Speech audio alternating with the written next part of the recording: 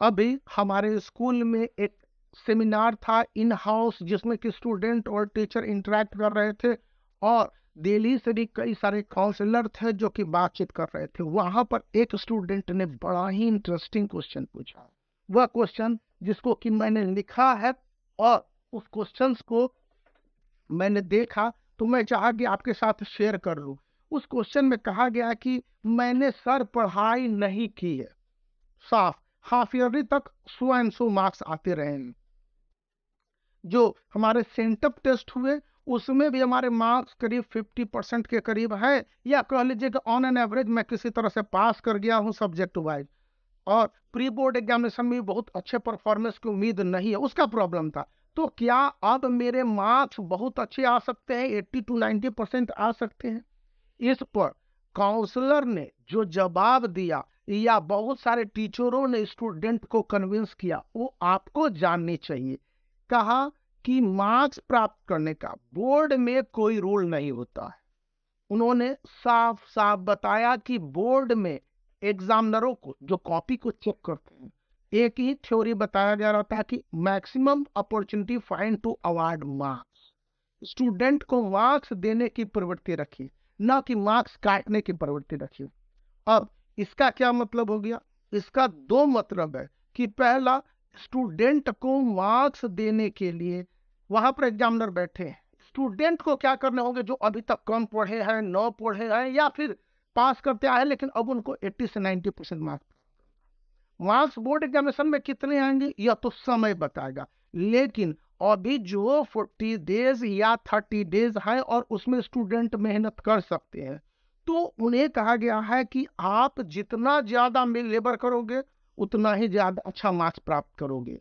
The more you labour in every subject fractionally and pay attention to the marking scheme and how the question would be asked and where you should apply your answer artistically in the stepwise method in order to achieve the full marks। ये उनका term था। तो ये पूरा था कि यदि आप अपने आंसर को सही ढंग से प्रेजेंट करते हो, रीडेबल हैंड राइटिंग होनी चाहिए और एग्जामिनरों को इन्फ्लुएंस करना चाहिए। दूसरी बात कही गई है कि जब आप अपने आंसर को दे रहे हो, चाहे मैथ में सम बना रहे हो, चाहे फिजिक्स और केमिस्ट्री का न्यूमेरिकल सॉल्व कर रहे हो, या बायोलॉजी में डायग्राम को ड्रॉ कर रहे हो, उसके सारे इन्स एंड आउट डिटेल को दे दीजिए। इस तरह से पढ़िए। पढ़ाई करने के वही तरीके रहेंगे तो मार्क्स भी उसी तरीके से मिलेंगे। थर्ड पॉइंट है कि ग्राफिकल रिप्रेजेंटेशन करते समय पिक्चर वाइज क्वेश्चन के आंसर को हाईलाइट करना है।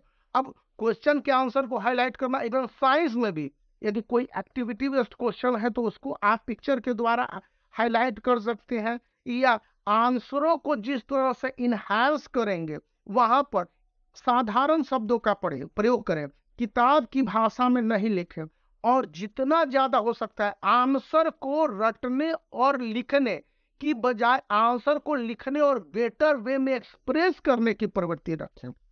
और बहुत सारे टीचर कह रहे थे कि स्टूडेंट को मॉक टेस्ट करना चाहिए, यानी कि सैंपल पेपर प्रैक्टिस करना चाहिए। The more they get practice with the help of good sample paper. तो यहाँ पर मेरी बात आई थी, वहां पर कहा था कि ओसवाल गुरुकुल का यह 61 सैंपल पेपर है, काफी उपयोगी है, जिसका लिंक इस वीडियो के डिस्क्रिप्शन में। यदि अभी तक आपने सैंपल पेपर न खरीदा है तो यह काफी एरर फ्री और एक स्टेबल सैंपल पेपर है, जो CISE के 2024 के बोर्ड एग्जामिनेशन के लिए हाथ से अक्टूबर में पब्लिश किया गया, जिसका लिंक उस वीडियो के डिस्क्रिप्शन में है।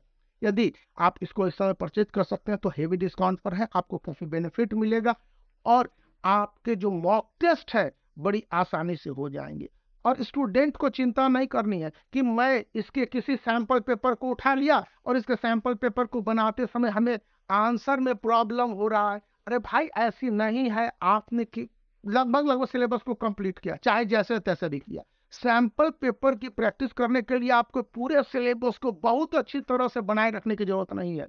Do a sample paper every day. That is a must necessary for every board exam from now on। यदि अभी तक नहीं किया है तो अभी से शुरू कीजिए और एक सैंपल पेपर रोज बनाइए। चूंकि आप लोगों का सेंटअप एग्जामिनेशन हो चुका है। वीडियो को लाइक कर सकते हैं, चैनल को शेयर कर सकते हैं, सब्सक्राइब करें और प्रैक्टिस करना याद रखें।